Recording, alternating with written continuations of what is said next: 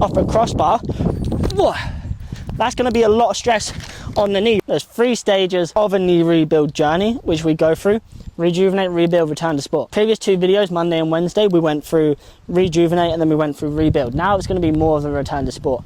And I'm only really going to focus on 1 real topic, maybe 2 topics that make us really, really different. Okay, so the tissue tolerance and the tissue health is going to come from rebuilding the joint dominance and rebuilding the mobility in the rebuild phase, right? So we want to really nail down that first, and then we can start to get into the return to sport. But if we don't have healthy tissues, there's not much that you can do, right? You're going to be compensating, you're going to have more injuries, and we see that the return to sport is the most crucial phase. We don't have high enough standards for people in the rebuild phase, and we don't have the right standards for people in the rebuild phase. So when they then go to return to sport on the pitch, we see the massive injury rates. We have a 50% success rate of getting people from an ACL tear back to the level of the sport they were playing before. Now about 50%, another 50% go on to injure in the next 1 to 2 years, right? So we have a 25% success rate around there, maybe a little bit more, but it's not great. It's not great, right? And I believe it's because we haven't done enough in the rebuild phase and then slowly introduced the return to sport. I just returned to sport way too quickly, too many times. But then it's like this delayed gratification. It's the same with everything, right? If you want long-term results and you want to stay in football long-term, like, don't take the quick route, take the long-term building route, right?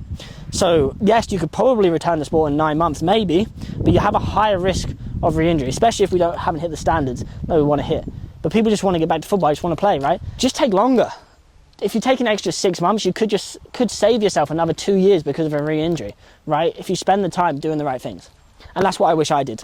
I'm just bringing knowledge to this because I tried to return to sport, I think 3-4 times. And it was because they just told me, look, you're 9 months post-surgery, you should be able to return to sport, go out, try it. Went out and tried it, boom. I played a little bit too much, knee flares up, right? And I didn't have the strength that I needed, I didn't have anything. What I want to talk about is that when we're talking about knee in specific, and again, I talked about this in rebuild, but I'm gonna tell you these concepts over and over. Hip extends and you go forward, you accelerate. Knee extends, you go backwards or you decelerate. So if my hip extends, I then have to decelerate with my knee. There is more high intensity decelerations in a 90-minute football game than there are accelerations.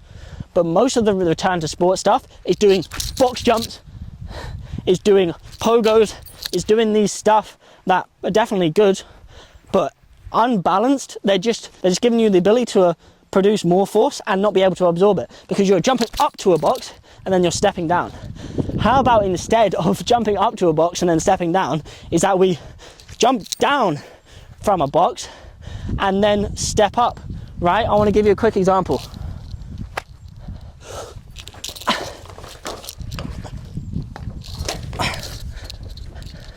Look, if I can jump down off a crossbar, that's going to be a lot of stress on the knee, right? And how many people can do that before they can return to football? So that means my deceleration ability is chilling. And I probably done that 20-30 times yesterday, and now I'm doing it again. So the important thing I want to say about that is that don't go and just jump off crossbars, but maybe start doing a one inch jump, right? Because I can't jump that high. Let's see how high I can jump. I can't even jump high, half as high maybe. And so I know that every time I jump, I can now handle that force because I can jump off double that height and land and be all right. So if we know that there's more decelerations, we know that deceleration is more knee, we know that the majority of knee injuries happen in deceleration or cutting, then we know that if we build our deceleration ability, that it's going to be so much less likely of a chance of re-injury in football. That was a lot, I just got a bit hyped. Okay, let me slow it down. The thing I want to talk about is then deceleration ability. This return to sport thing, amazing. We can build the acceleration, we can build all that stuff, but we need to build the deceleration first. Comes back to my thing, the rebuild of like, well, yes, we do want to be explosive, we do want to be fast, we do want to be all this stuff, but the most important thing is that we stay in the game, right? Ronaldo scored more goals after 30 than before 30. Mohamed Salah's like 32 and he's getting better. So if your tissues can be healthy enough to stay in the game, you're going to get better. You're going to get better. You're going to get so much better over time, right? And that comes from being able to stay in the game, stay in the game, stay in the game, stay in the game. And that comes from deceleration ability. It doesn't come from acceleration. That comes from like, and yeah, acceleration is important as well, because if you beat someone to the football 0.1 seconds before the other person, then you're going to be making more money, right? Because that could lead to a goal, that could lead to something else. But especially when coming back from a knee injury, deceleration is more important. So how do we build deceleration ability? We start building it by getting the knee strong. First thing is the backward sleds, right? Already in this position, you're getting the over toe and you're getting a little bit of plyometric force, right? Same with the push sled. That's a little bit more hip, but it's also knee. You're still extending your knee, like you'll get a fat quad pump from it. So the sleds is really the first thing, and you can do those pretty much daily, right? I've done like 5 times a week, and because of my relative strength and sled, when I then came back to football, I could play 90 minutes of football easy, without gassing out, with being one of the fittest people on the pitch, without doing any conditioning other than sled and having my relative strength really strong. So first thing is the sled, next thing is the step up, and this comes back to the rebuild stuff. Next thing then is the squats and split squats, but we're really building those quad muscles, we're rebuilding the connective tissue, we're rebuilding the knee strength, so when we put that force into the knee, it can handle it, right? From there, we then have more of a rhythm squat, right? So being able to do this, it's a little bit with faster forces, but that's still the force going into the knee. So that's going to be the next step. Then we have depth drops, and to start with, I just want you to go 2 up, 1 down, and you can literally do that to the height that's 1 inch, right? You can literally not even get off the floor, and that's starting to get some deceleration ability. Eventually you want to be able to handle the force with one leg that you can produce on both sides, right? And then if you want elite standards over time, keep going, you keep going, you keep going, keep going, to the point where you can jump off crossbars like I can. But that takes a long time. That's the order I would start building it. And then you have lateral deceleration ability as well. So when you're going to cut, sometimes it's not just forward, right? Sometimes you're cutting across like that.